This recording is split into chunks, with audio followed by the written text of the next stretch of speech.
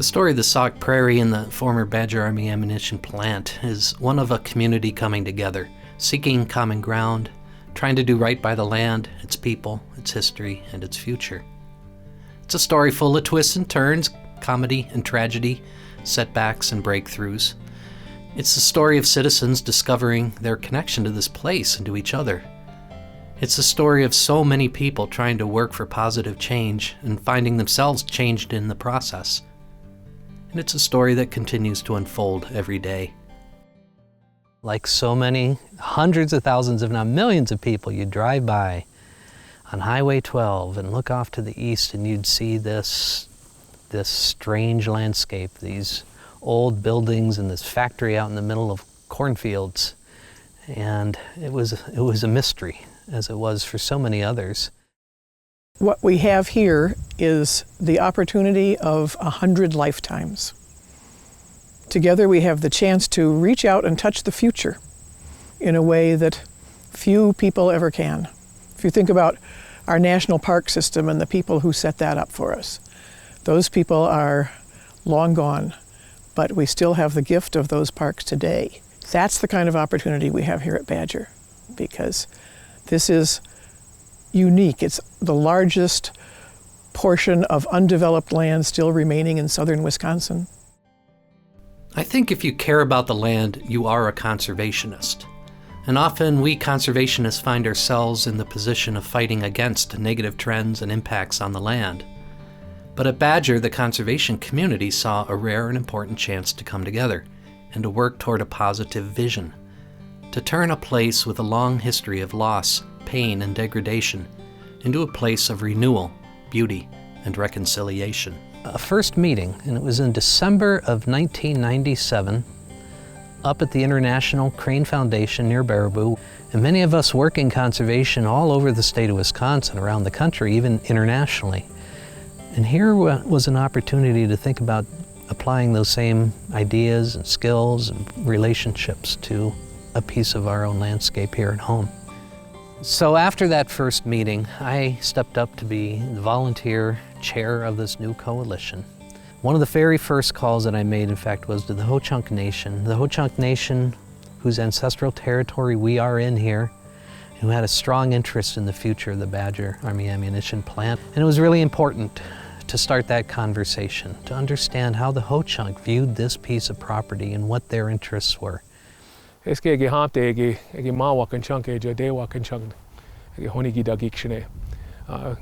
afternoon. My name is John Greendeer. They call me Mashuska, or White Feather, where I'm from. I'm a member of the Ho-Chunk Nation and a member of the Deer Clan.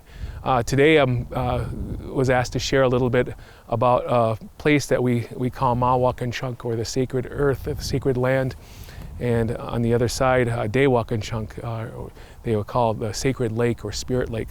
We've come to discover how important that this piece of land, which the old ones we'll call the flats, served as our epicenter in a lot of places where, you know, if you take a look at our communities in La Crosse, in Madison, in Wisconsin Dells, and Baraboo, and Tomah, this was a thoroughfare through our state for Ho-Chunks to settle. 4 main villages within the 20 miles, a number of effigy mounds just within walking distance from where we are today, medicines that only grew in this area, plants, wildlife, habitat, number of homes that lived, that were dwellings that were on the side of these bluffs that they used for protection from the weather, or on the south side to gain as much of the warmth as we could. The idea of prairie restoration at Badger is not new. In the late 1970s, Dave Fordham, the commander's representative at Badger, essentially the plant manager, often volunteered to collect prairie seeds for the nearby International Crane Foundation and the Aldo Leopold Foundation. In return, Badger was provided a share of the seed collected, and Dave Fordham facilitated prairie plantings along Highway 12 outside of the Badger fence.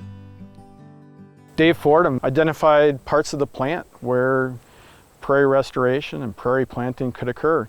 He also allowed for great things like bird surveys and wildlife surveys. Dave and I are skiing out at Devil's Lake, and he says, "Charlie, I want to share with you a dream." There's a lot of badger that's not being used for anything, and I would like to restore that back to some native habitat like prairie. That was the winter of '96. What came out of that is a group that we called the Sauk Prairie Restoration Council, SPARC, S-P-R-C. And over the course of the next 2 years, I facilitated a process to create what was called the Preliminary Restoration Plan for 1,300 acres of the badger plant. In 1997, as discussions about the future of the soon-to-be decommissioned Badger ammunition property began, Mary Yackel and Virginia Metcalf, our two prairie godmothers, gave life to the vision being developed by the conservation community. They determined that the vision must somehow be depicted visually to get the message across to the community. The role of the Sauk Prairie Conservation Alliance has changed considerably in its 20-year history. It started out obviously promoting an idea, a vision. Mary and Virginia had the vision, and they translated that vision into a painting, which they commissioned from Victor Botkin, a fine painter who was at that point working for the Crane Foundation. He'd made a massive painting, which they called Sauk Prairie Remembered, A Vision for the Future. It was a visual depiction of the landscape that we were envisioning for the future. And so we stood behind that vision, that image, that iconic painting, as what we wanted to do out here at Badger, restore a lot of the landscape to some of its original native habitat. We admired these two women who so diligently hauled this gigantic painting all over southern Wisconsin. And when we asked them how they had the stamina to keep doing it, they said, "Oh, we let George do it." George was their truck. Mary and Virginia were founding members of the Alliance, and they kept saying, "Imagine, just imagine." We thank them. The landscape of the Badger Army Ammunition Plant has obviously changed dramatically over the last 200 years. And as much as we may try, we cannot return it to that ecological condition. But what we can do, and have work to do, is to begin the process of healing, to reclaim some of the land's native diversity and ecological functioning, and just as important, to bring people together in the process. So we're in Sumter, and in the back row is one of the old guys who lives around here. So all this talk is going on and on about Badger and its future and what's going on and things like that. So he doesn't raise his hand, but he very gently raises his voice and says, "We had a paradise here, and they took it away from us." In 1942, the U.S. Army condemned over 10,000 acres of land owned and lived on by some 80 farm families on the Sauk Prairie in order to construct the Badger Ordnance Works, later renamed Badger Army Ammunition Plant. The farmers, many of them with roots here going back for generations, were given less than 3 months to leave their farms, pack or sell all of their possessions, and find a new life for themselves and their families somewhere else. This was devastating for many of those families, and the impact, the deep loss and anger were felt for generations. It affected both my grandmother and my grandfather, I think, somewhat differently, and losing the land. Both of them lost this dream house of their own that they had built with their own lumber in their own hands, and that was something I think they missed the rest of their lives. My grandfather, to him, it was more a loss of, he was a farmer, and this was his land that was taken away from him, and he never really got over that. I can remember as a teenager asking him why he didn't go to church, and he said, if there was a God, this would have never happened to me. And that was a strong statement for him. I mean, he never was really bitter, but that kind of told you how deeply hurt he was. For Grandma, it was much more a social thing. She missed her friends. She really, really missed the deep relationship she had with her church and with her friends that she'd grown up with on the prairie. My grandparents chose to be buried back over here, so they're buried in the cemetery on the corner of County Road Z and Highway 12, just south of the plant here. There were lots of folks who came forward with plans for Badger. There were all kinds of proposals for a prison or a racetrack or all kinds of different ideas, reindustrializing the plant. But there was no process to help work through this. Our congressman at that time who started a process to try to solve this, but it wasn't given enough time. In my memory, I think it was originally 4 weeks or 5 weeks, and you cannot solve a complex issue like this in that short a time. During the Klug Commission, we'd meet at Spruce Street School, and we'd talk about what we'd heard and what we liked and what we didn't like, and there was a whole lot we didn't like. We wanted to keep the industries that were developed in the communities and not have them rivaled with businesses that were developing in the Badger plant. And we also knew that if they put industry into the Badger plant, they weren't going to clean it up. So we wanted the land cleaned up. And it was shortly after that that this loose coalition came together that we called the Community Conservation Coalition for the Sauk Prairie. This was not going to be something that people in positions of influence or authority in the state government or the federal government were going to tell us what to do. It's one that we in this community were going to generate ourselves from the bottom up. When I was first elected to the House of Representatives, there was a lot of controversy around the future use of Badger Army Ammunition Plant. I was so pleased to be able to secure funding for a facilitated consensus process, brought all the stakeholders that we possibly could to the table, and that resulted in a vision that I think the community really embraced, that did open up the land for public use, regrowth of the prairies, foraging activities and research, things that we can prize for a long, long time to come. A friend of mine once put it this way: we used to say it's all about the land, but it's not. It's all about the people. It would always come down to personal relationships and trying to get folks to work together.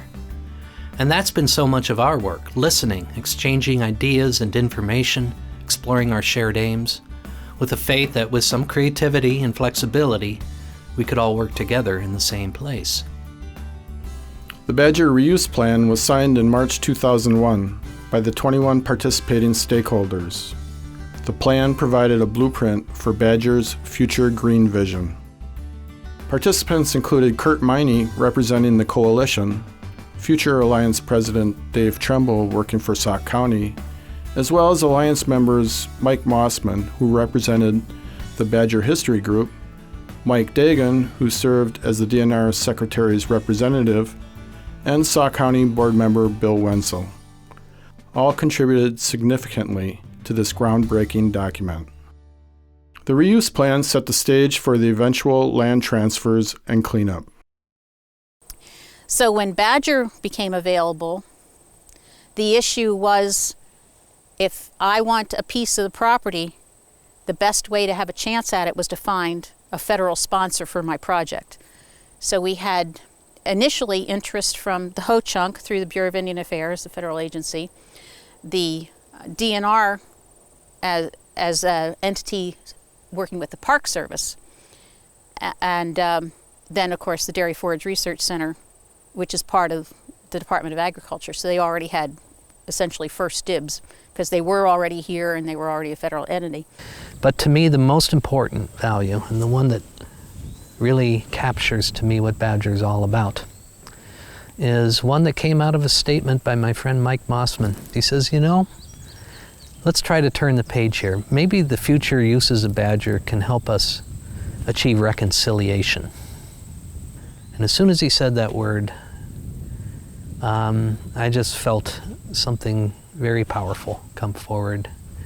And in fact, when you read the Badger Reuse Plan there, it's in the plan. It's one of the core values of this vision. The future uses of the Badger Army Ammunition Plant shall contribute to the reconciliation of past conflicts.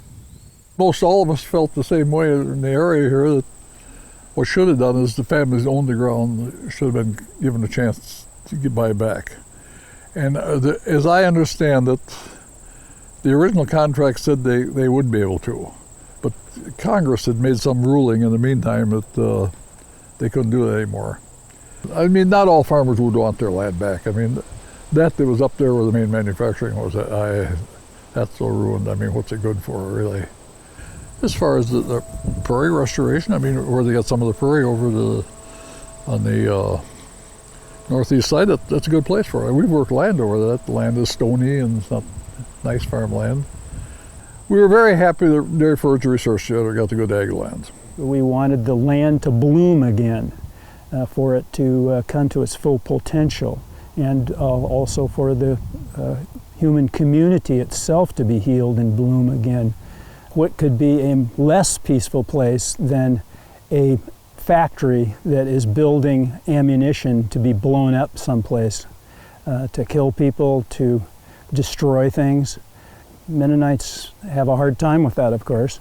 To take a piece of land used for those purposes and move it all the way back to nature, the symbolism of that is emotionally very strong, theologically very strong.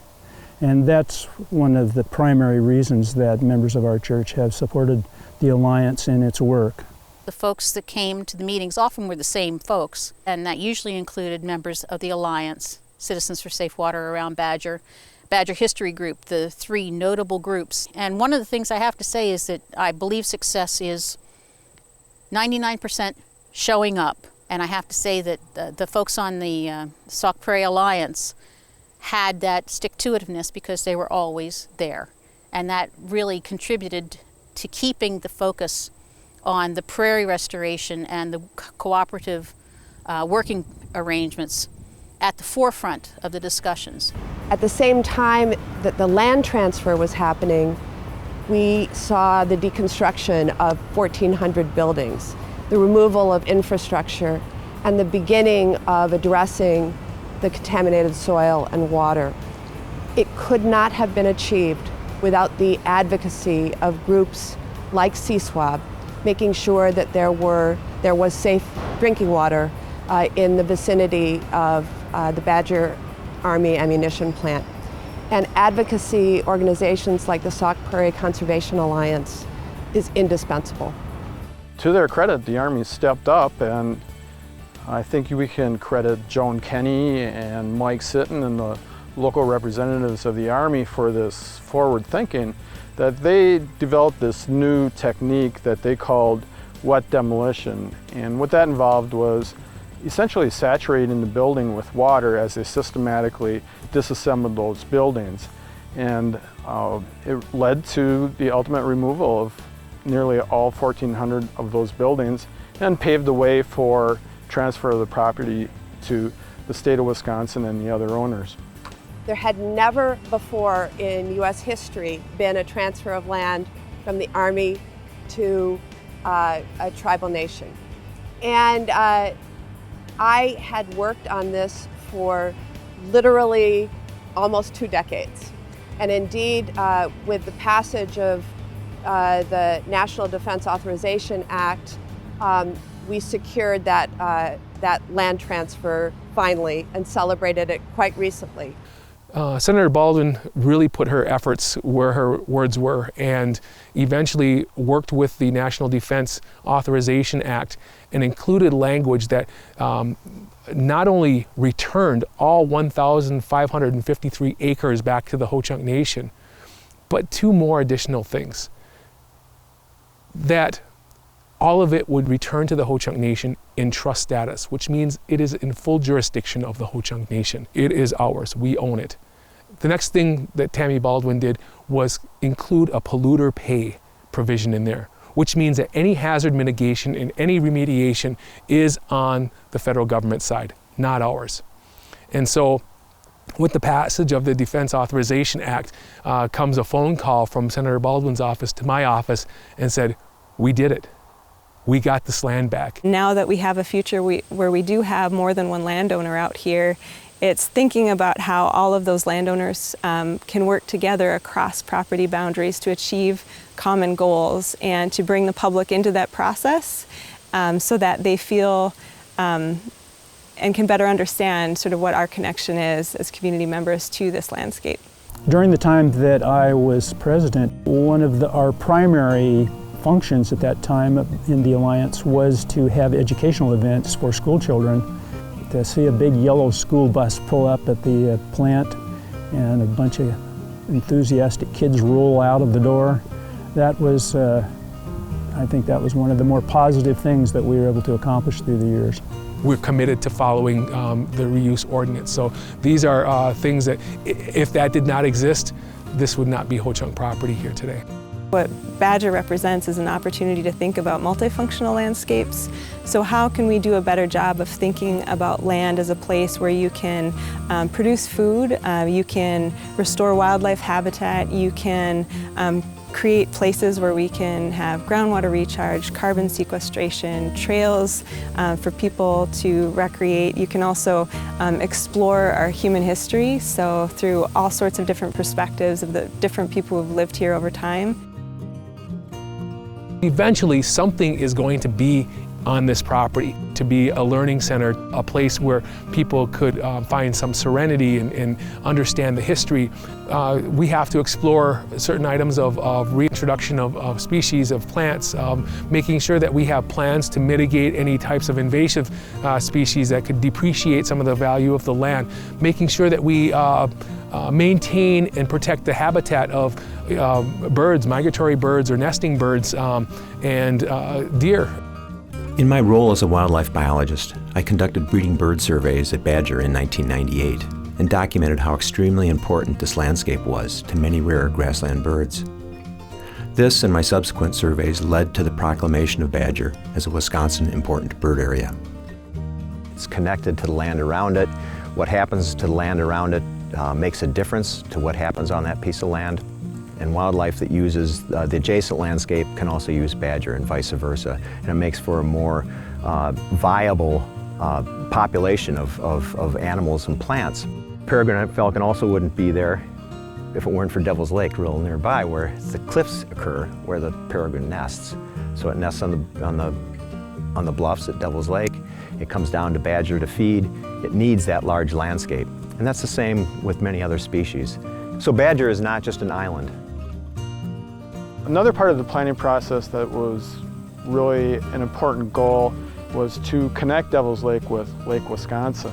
And if we were to look at the map now, you can see we did just that. In the center of Sauk County is Devil's Lake State Park. The latest figures on Devil's Lake State Park looks as though it's going to reach 3 million visitors this year for an economic impact in Sauk County of $255 million. And this is all run on a handful of state employees. This Badger reuse plan took that into account and was meant to build on that as a compatible neighbor. And it is now, with the addition of the Great Sauk Trail running through it, it will be doubly important. We have 7,400 acres of protected, mostly public land. We have Ho-Chunk Nation owns 1,550 acres. Dairy Forage owns over 2,000 acres. And the state, we as citizens of Wisconsin, own 3,400 acres out here. This is our public land. One of my roles has been to sit on the ground and pull up garlic mustard, which I'm really good at. And another has been, I believe, to speak for the voiceless, to speak for the land, to speak for the plants and the animals, their hopes and their future. Because every spring, the meadowlarks come back and they plan to make a nest and raise a family and have a fine summer. One thing that has kept many people going, including me, is to be around other folks who have a similar vision for what could be here. It's a community vision. I think that this is really truly a national precedent in the decommissioning of a military facility that contained 1,400 buildings, more than 100 miles of roads, dozens of miles of railway, and to envision that this could be a green landscape at some point in time. A lot of people embraced that vision, supported that vision, and that's what we've got now. The buildings have been destroyed, the roads will be removed, trails will take their place, wildlife will prosper, and this is our vision for the future. They've never taken their eye off of what the community came together to aspire to, and now it's really happening. And I just feel so grateful, because none of this can be done by single individuals. This is something that required teamwork. The Alliance has been conducting volunteer restoration days, educational tours, and programs at Badger for decades. Our goal is to continue to engage the community in the future conservation and care of the Badgerlands for generations to come. Do you share our vision? We're a member-based organization, and we would welcome your input and your support. New members are always welcome. Be a part of this conservation dream that is now becoming a reality.